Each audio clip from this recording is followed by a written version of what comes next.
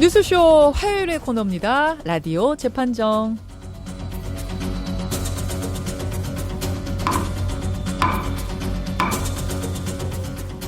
우리 사회에 논란이 되고 있는 이슈나 인물을 스튜디오 재판정 위에 올려놓으면요, 여러분이 양측의 변론 들으시면서 배심원 자격으로 판결을 내려주시는 코너죠. 오늘도 두 분의 변호사 모셨습니다. 백성문 변호사님 어서 오세요. 네, 안녕하세요. 백성문 변호사입니다. 조수진 변호사님 어서 오십시오. 예, 안녕하세요. 조수진 변호사입니다. 추석이 언제인 줄 아세요, 조 변호사님? 추석 이번 금요일이죠. 금요일 날짜를 12일인가요? 네, 그래서 이번에 연휴가 좀 짧아요. 이게 금요일이어서 주말이 껴가지고. 약간 억울하더라고요. 그러니까요. 예. 목, 금, 토, 일 이렇게 쉬는 네, 거죠. 그러니까. 예, 맞아요. 이렇게 쉬는 거. 식구들 다 모이세요? 집안 친척분들? 예, 저는 가족들 보러 이제 가야죠. 아, 네. 다 고향으로 모이죠. 가세요? 예, 예. 아, 백 변호사님부터 저희는 모이는 이제 편이세요? 좀 전국에 뿔뿔이 흩어져 있어서 예, 예. 가끔 다 모이실 때도 있는데 한 분씩 꼭 못 오세요. 가끔 일이 생겨가지고. 원래 그렇죠 뭐. 예, 전원 집합은 저희 조금 힘듭니다. 저희는. 그렇게 모이면, 네. 가족들이 모이면, 친척들 모이면 무슨 얘기들 주로 명절에는? 뭐 명절에는 그냥 이제 지금은 다들 이제 조카들도 많이 컸으니까 예, 예. 지금 애들 무슨 일 하고 있는지 애들 애들 뭐 하는 거 서로 또 이제 약간의 비교도 하게 되고 막 공부 그러잖아요. 잘하니? 뭐 이런 네, 그 엄친아 뭐 이런 거 선생님. 얘기하고. 애들 그렇죠. 엄청 싫어하잖아요. 그런 얘기하면 안 되는데. 그래서 제가 데리고 나가요. 그럴 때는. 조 변호사님 댁은 어떠세요? 아, 저는 고향이 대구예요. 아. 그래서 이제 모이면은 예, 마지막엔 또 정치 얘기를 하게 되더라고요. 아. 예, 음식 먹으면서. 예, 그래서 뭐 그러면 뭐 이제 뭐 박근혜 대통령이 뭐 잘했네 못했네 뭐 그러다가 서로 언짢아지잖아요. 예, 예, 기분 예. 안 좋게 헤어지고. 한창 이제 그런 얘기 많이 했었죠. 야, 그런 얘기 나오려고 하면 알아서 끊어주셔야 돼요. 저는 음식을 그럼 많이 먹습니다. 이렇게 제가 소수설이기 이번에 때문에. 가셔도 할 얘기 많으시겠네요. 지금 전국이 이래서. 바로 그건데 네. 이번 추석에 모이면은 무슨 얘기를 하게 될까? 아마 뭐 조국 장관 임명에 네. 대한 얘기가 나올 거예요. 집집마다 네네. 나올 가능성이 크고, 또 하나가 바로 어제 있었던 이 재판, 네, 맞아요. 네. 안희정 전 지사 재판 얘기도 나올 것 같아요. 예, 맞습니다. 나올 예, 것 예. 같아요. 예, 이거는 뭐 이 꼭 정치적인 문제를 떠나서 음. 또 관심들이 워낙 많은 주제여서 네, 네. 어제 여러분 안희정 전 지사에 대한 대법원 판결, 그러니까 최종 판결이 났습니다. 2심과 똑같은 징역 3년 6개월, 징역 3년 6개월이 그대로 확정이 됐습니다. 이 3년 6개월 최종 판결에 대해서 오늘 재판정에 좀 올려놓고 얘기를 나눠보면 어떨까 싶은데, 네. 우선 어제 그 대법원 판결이 나오고 나서 그러니까 김지은 씨 측이죠. 김지은 씨 측을 대표하는 천주교 성폭력 상담소의 남성화 활동가 목소리, 그리고 안희정 전 지사는 어떤 뭐 발언이 없었어요. 그래서 2018년 1심에서 무죄 선고 받은 다음에 그 발언까지 듣고 오죠. 국민 여러분, 죄송합니다. 부끄럽습니다. 많은 실망을 드렸습니다. 다시 태어나도록 더 노력하겠습니다. 부끄럽고 죄송합니다. 554일이 지난 오늘 법의 최종 판결을 받았습니다. 이제는 일상으로 돌아가고 싶습니다. 2차 가해로 거리에 나뒹구는 온갖 거짓들을 정리하고 평범한 노동자의 삶으로 정말 돌아가고 싶습니다. 제발 이제는 거짓의 비난에서 저를 놓아주십시오. 간절히 부탁드립니다. 예, 김지은 씨의 입장을 대독한 겁니다. 예, 대독을 한 김지은 씨 입장이라고 보시면 되죠. 자, 보니까 일단 이 판결에 대한 우리 법조인으로서 개인적인 입장들을 좀 확인해도 괜찮을까요? 예, 예. 조 변호사님은? 저는 굉장히 어제 주목해서 봤고요. 예. 사실은 1, 2심 재판부가 정반대의 결론을 내고 대법원에서 2심 결론을 채택한 것이 예. 피해자 진술의 신빙성에 대해서 이제 음. 다르게 봤기 때문인 건데요. 그 기준으로 이제 성인지 감수성이라는 걸 제시를 한 2심을 그대로 확정했지 않습니까? 예, 근데 예. 저는 이게 이제 시대가 바뀌었다라는 걸 어제 굉장히 많이 생각을 했어요. 그러니까 이제 법리가 바뀌고 시대가 바뀌면 법리가 바뀌고, 예를 들어서 간통죄 같은 것도 이제 시대의 뒤안길로 사라지는데, 성폭력 범죄에 있어서 판단 기준을 대법원이 제시했다. 그러니까 이 성인지 감수성 시대가 열렸다.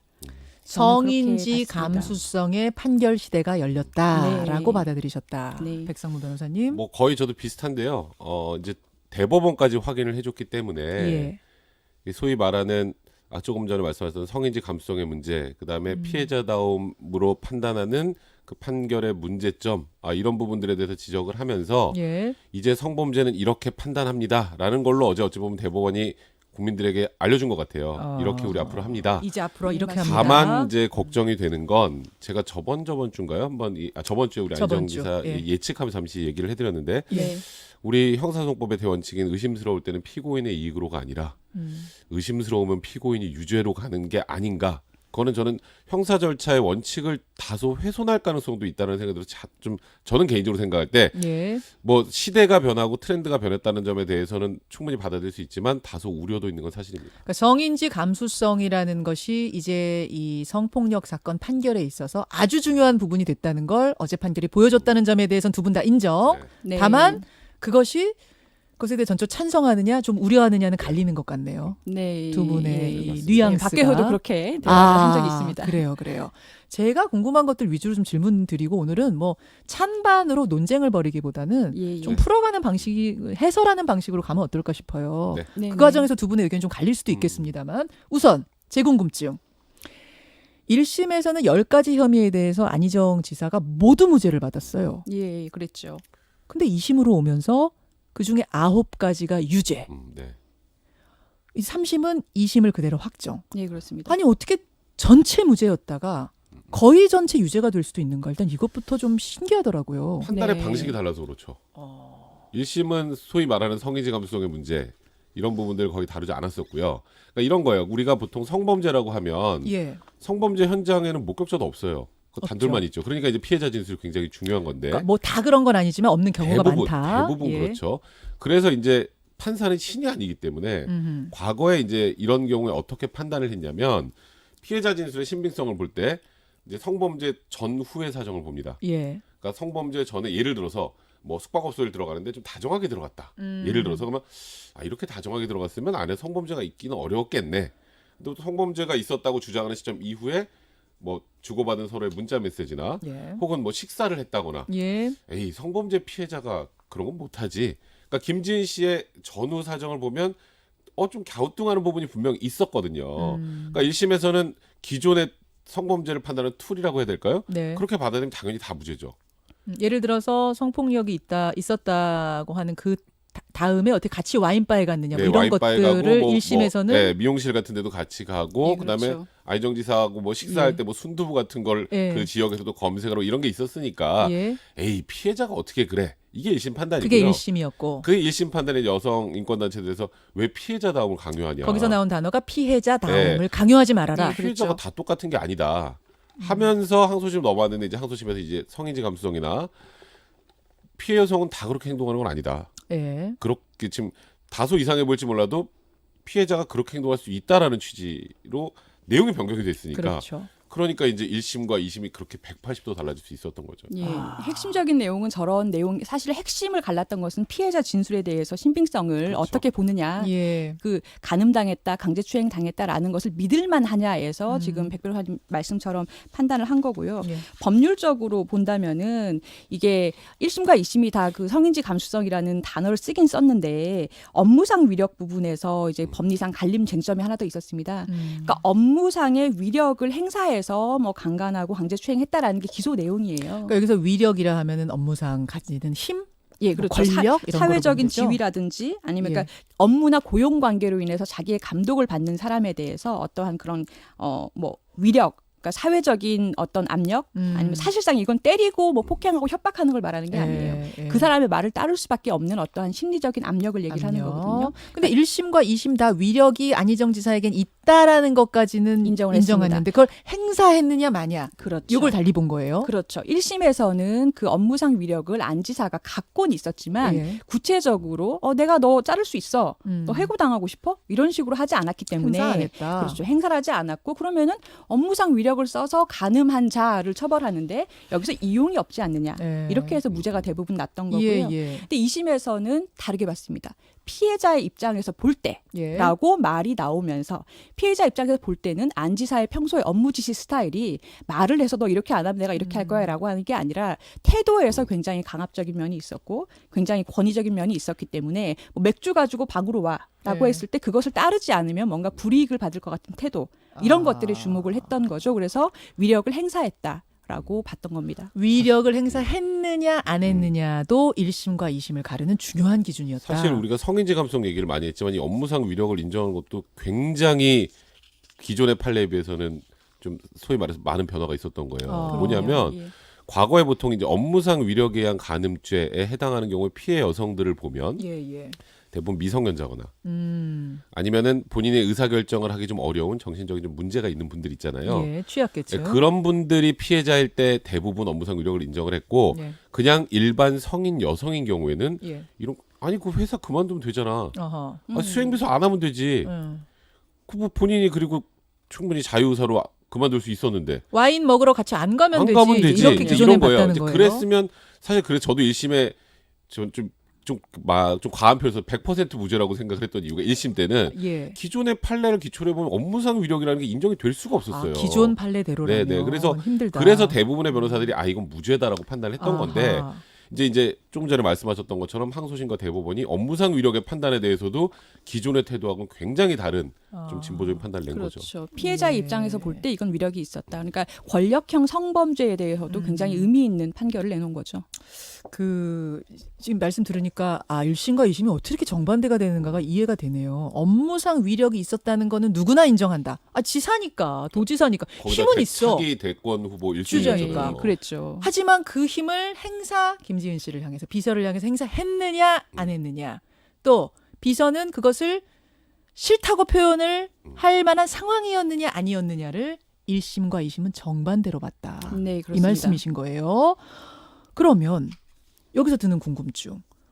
아니 위력을 행사했는지 안 했는지 또 김지은 씨는 그것을 거절할 수 있었는데 한 건지 안 한 건지를 어떻게 알아요? 증거가 없습니다. 없는데 어떻게 아는가? 이게 궁금한데 어떻게 본 결국 겁니까? 그러니까 조금 전에 아까 조 변호사님 말씀하셨던 것처럼 피해자 진술의 신빙성을 어디까지 인정해 줄 것인가. 그러다 보니까 피해자 진술의 신빙성이 중요해지는 네, 거군요. 그런 그렇죠. 겁니다. 거기에 이제 첨부되는 용어가 바로 성인지 감수성이에요. 자, 그렇죠. 이렇게 다 연결이 되는 네, 거군요. 네, 네. 그러니까 위력을 행사했느냐 안 했느냐는 뭐 다른 증거란 건 없고 피해자의 진술, 피의자의 진술도 중요한 거죠. 그렇죠. 안희정 지사의 맞습니다. 진술. 결국에는 두 사람의 진술 중에서 뭘 믿을 건데 뭘 믿을 건데. 에서 1심은 안 지사의 손을 들어줬고 예. 2심과 대법원은 김지은 씨의 손을 들어준 거죠. 근데 그게 그냥 판사 맘대로 내 맘대로 내가 땡기는 대로는 아닐 거 아니에요. 그렇죠. 거기에 뭐가 또 뭐 예를 들어서 배우자인 민주원 씨의 진술이라든지 전수행 비서의 진술, 전수행 비서의 그다음에 지금 진술이라든지 피해자인 김지은 씨의 진술. 사실 그게 두 개가 다죠.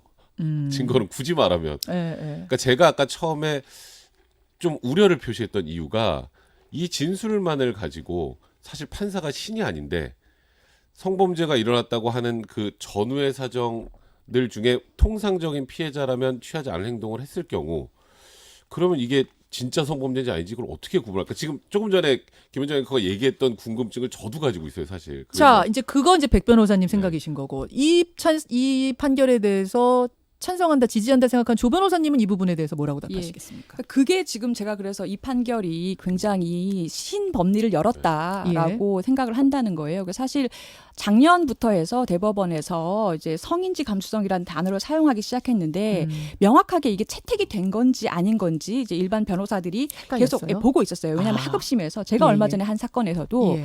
이 성인지 감수성이라는 단어를 사용하면서 이거는 예. 강간죄가 맞다라고 한 예가 있었는데 이게 대법원 가면 뒤집히는지 안 뒤집히는지 뭐 이런 식으로 굉장히 지켜보고 있었는데 예. 심지어는 그 안 전 지사의 부인인 민주원 씨도 이제 김지은 씨에 대해서 주고받았던 뭐 이렇게 카톡이나 이런 걸 보면 굉장히 웃음 이런 네. 이모티콘 사용한다. 성범죄를 주장하는 날에 대해서도 아니면 크크크크 네. 이런 식으로 답변을 하고 늘 상냥하고 예. 이런 부분을 주장을 하면서 이거는 불륜이다. 이런 연애다. 주장까지 했고 그렇죠. 예. 사람들이 많이 거기에 공감을 했었어요. 예. 그런데 대법원에서 또 2심에서 제기한 거는 그러한 문자를 보낸 맥락을 보라는 거예요.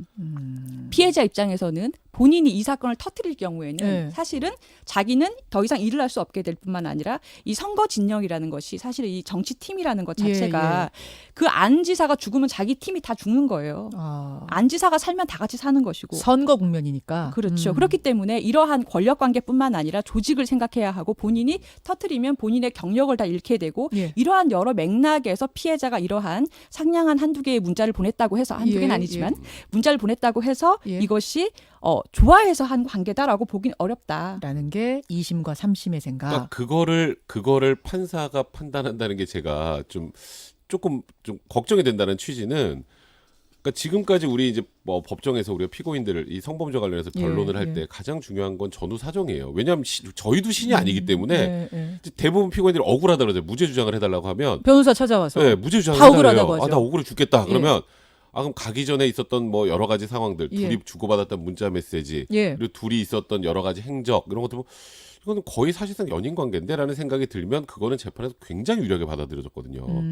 에이, 이런 사이에서 어떻게 그런 일이 있어? 지금까지는 그렇죠. 그다음에 제가 말씀드렸던 것처럼 성범죄라고 상대방이 주장을 했는데 그 이후에 같이 뭐 식사를 했다거나 뭐 그런 아까 말한 웃음 이모티콘을 보냈다거나 크크크크 이게 보냈다거나 성범죄 피해자가 어떻게 이래? 이건 당연히 아니지. 그건 내가 100% 이겼어요 옛날에. 지금까지는 그래 왔는데 그러니까 저는 꼭 이게 무조건 옳다는 뜻은 아닙니다만 이런 전후의 사정 판사도 신이 아니기 때문에 결국은 성범죄를 주장하는 피해 여성 혹은 이제 피해 남성일 수도 있습니다. 주장을 할 때 신빙성을 판단할 때 이 전후 사정들을 기초로 하지 않고 이 사람이 그럴 만한 이유가 있을까 없을까만 가지고 그건 관심법 아닌가요? 자, 바로 이제 달라진 예. 판결이 그럼 과거와 왜 달라졌는가에서 나오는 단어가 성인지 감수성. 맞아요. 예. 지금 많은 분들 사실 그동안 많이 얘기 드렸는데도 불구하고 예, 예. 들을 때마다 또 궁금해하세요. 좀 생소한 단어여서 예, 조 변호사님 성인지 감수성이 뭐예요? 예, 그러니까요. 이게 어려운 감수성으로 말이에요. 예, 어려워요. 이게 그 감수성이 이제 사회학적으로 얘기하는 감성과 뭐가 다른가의 논의도 있고 여러 가지 이제 2018년에 처음 이 단어가 대법원에 등장하면서 여러 논의가 있었는데요. 이번에 확고하게 어쨌거나 선언을 했고요.